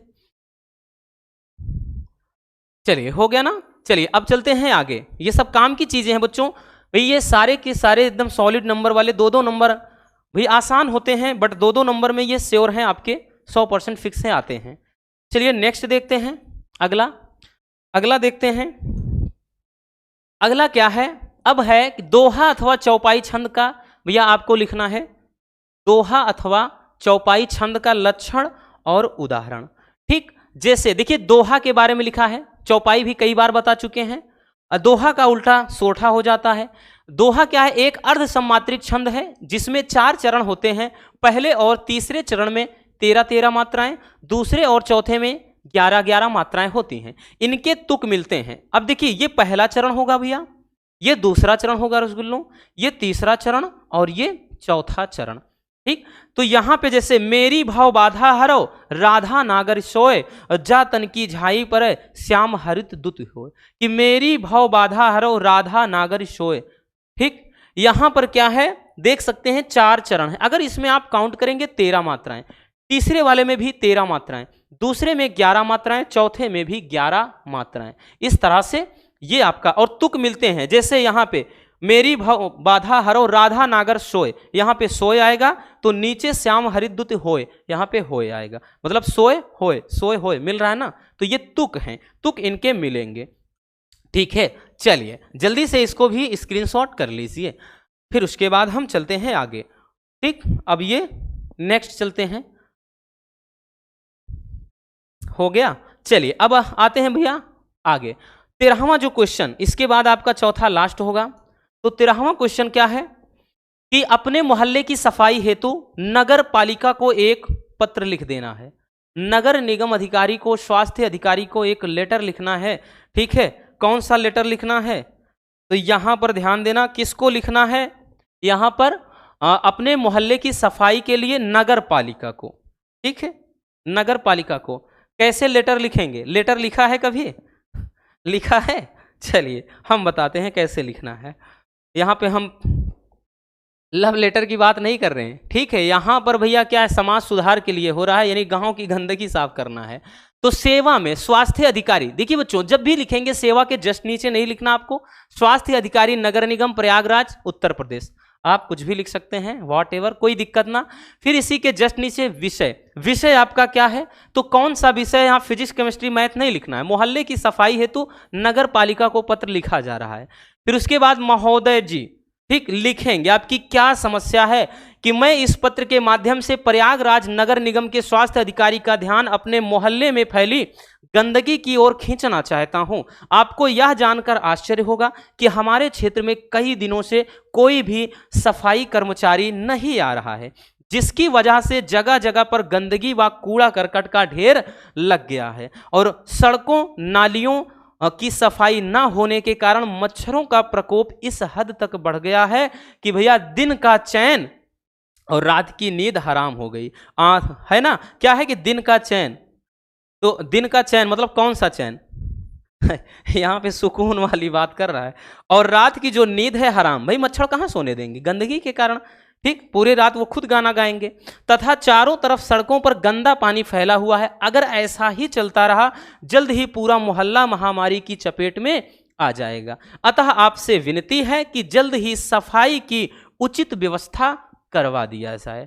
ठीक है, यहां पर दिनांक लिख देंगे भैया, डेट लिख देंगे, और यहां पे भवदीय में का खा गा करके लिख दीजिएगा। बस ये हो जाता है आपका एक कंप्लीट प्रार्थना पत्र। ठीक है, इस तरह से आपको लिखना है, और ये ज्यादा पूछा जाता है, मतलब मान के चलिएगा कि भैया 90% यही पूछा जाता है, 10% में और अदर विषय भी हैं जिन पे पूछ लेता है। ठीक, स्क्रीनशॉट कर लीजिए। अब चलिए नेक्स्ट आपका है, अब भाई लास्ट वाला आ जाता है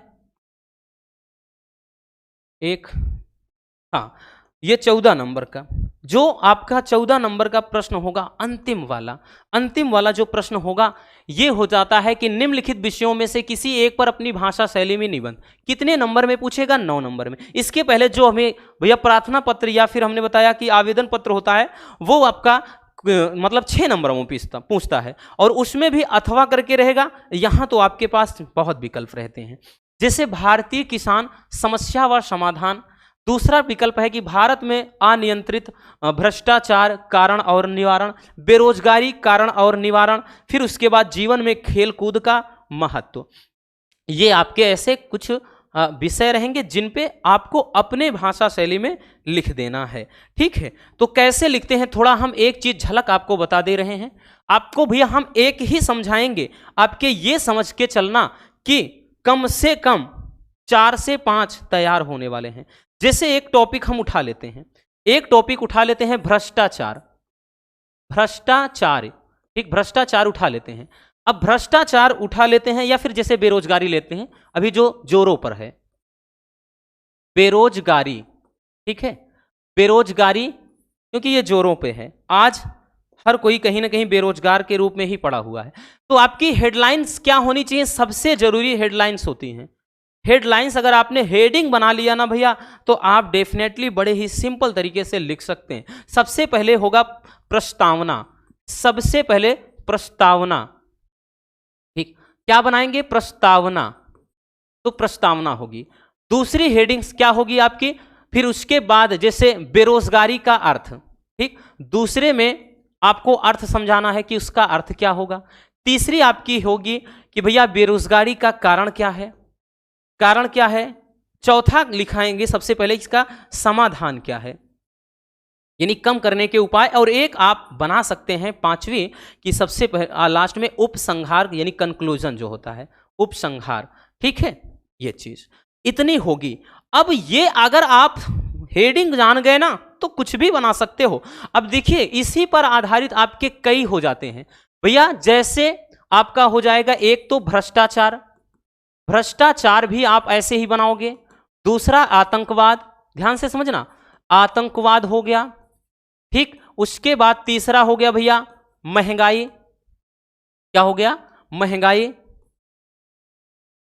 महंगाई हो गया आपका। ठीक, उसके बाद चौथा हो गया आपका, ये तो हमने बता ही दिया, बेरोजगारी, बेरोजगारी।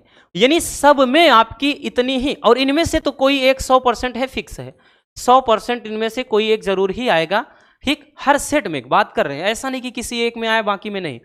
तो जैसे आपको प्रस्तावना बनाना, प्रस्तावना में होता क्या है, तो भैया प्रस्तावना में ये लिखना है कि आज पूरा देश कहीं ना कहीं बेरोजगारी से जूझ रहा है और आज के टाइम की सबसे बड़ी समस्या है।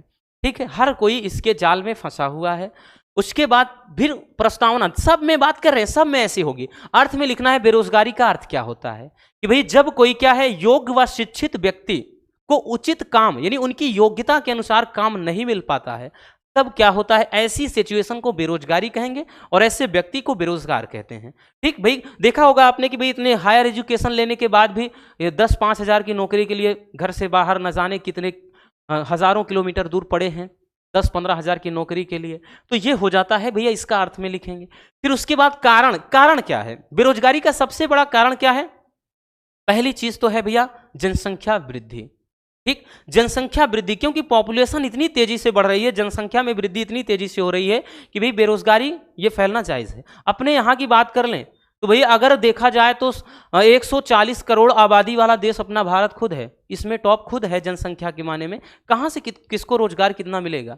यूपी अकेले की जनसंख्या देख लो भैया, 20 करोड़ के प्लस है, 22-23 करोड़ के समथिंग है, जिसमें अपना प्रयागराज जहाँ से हम हैं वहाँ की जनसंख्या 60 लाख के प्लस है। तो समझ सकते हैं कि कितनी ज़्यादा जनसंख्या है। ठीक भाई, यहाँ पर सरकार तो बोलती है ना कि हम दो हमारे दो, लेकिन आदमी यहाँ फॉलो कौन कर रहा है? हम हो हम दो हमारे होने दो, ये चल रहा है। तो कहाँ से कम होगी? तो ये कारण में आ जाएगा। अब समाधान देखिए, कारण यही है, इसके अलावा भी बहुत सारे कारण हैं। उचित शिक्षा ना मिल पाना, भाई शिक्षा सही से उनको एजुकेशन नहीं मिलेगा बच्चों को, तो क्या हो जाएगा? बेरोजगारी पनपेगी, जाहिर सी बात है, क्योंकि वो आत्मनिर्भर नहीं रह पाएंगे। क्योंकि आप अगर पढ़े लिखे हो, आपके अंदर हुनर है, कहीं ना कहीं मानते हैं गवर्नमेंट जॉब ना भी लगे तो आपके अंदर हुनर रहेगा तो आप भूखे नहीं मरोगे, है ना। इसीलिए बोलते हैं भैया कि आप कामयाब नहीं काबिल बनो, काबिल बनोगे तो कामयाबी आपके पीछे आएगी। फिर उसके बाद समाधान में भैया इसका बेरोजगारी को कम करने के उपाय क्या है? उचित मतलब शिक्षा को बढ़ावा देना, इस जनसंख्या वृद्धि पर नियंत्रण करना, ज़्यादा से ज़्यादा मतलब कुटीर उद्योग को बढ़ावा देना। तो मतलब बहुत सारे रास्ते ऐसे हैं, ठीक है। और उपसंहार में आप वही लास्ट में जो निष्कर्ष निकलता है वो चीज़ लिख देंगे। ठीक, हम इसको लाएंगे वीडियो, फिर से आपको हम समझा देंगे अच्छे से, 1-2-3 जो आपके निबंध है उन्हीं में से मिल जाएगा, परेशान नहीं रहना। तो बस आज के इस वीडियो में इतना है। इस तरह से आपका ये हिंदी का कंप्लीट पूरा पैटर्न फिनिश होता है और उम्मीद है आप सबको अच्छे से समझ में आ गया होगा। मिलते हैं किसी और ऐसे शानदार टॉपिक के साथ। वीडियो पसंद आई हो तो लाइक ज़रूर कर देना, और नए हैं तो चैनल को सब्सक्राइब ज़रूर कर लीजिए। Love you, bye bye, take care. और हाँ, प्यारा सा कमेंट बॉक्स में छोड़ दीजिएगा।